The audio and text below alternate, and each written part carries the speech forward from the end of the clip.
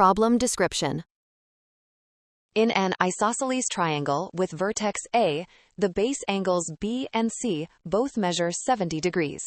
On the side AC, we take a point D such that the length of AD equals 1, and angle ABD measures 20 degrees. Our goal is to find the length of the base BC. We draw the altitude AP, which is also the bisector of angle A and the median of the base.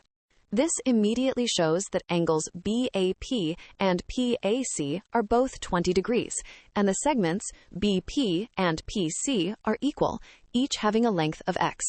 We also draw the segment BE such that angle DBE measures 20 degrees.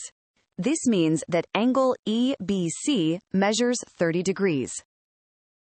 Now, we notice that triangles ABD and ABM have the side AB in common. Angle BAD equal to angle ABM, each measuring 40 degrees. Angle ABD equal to angle BAM, each measuring 20 degrees.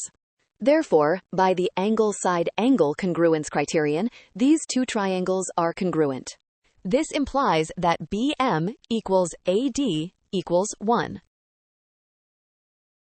Triangle BMP is a right triangle with hypotenuse BM equals 1 and angle MBP equal to 30 degrees.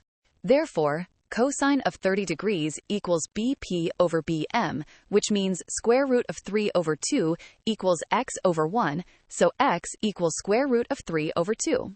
Thus, the base BC has a length of 2x, which gives us BC equals square root of 3.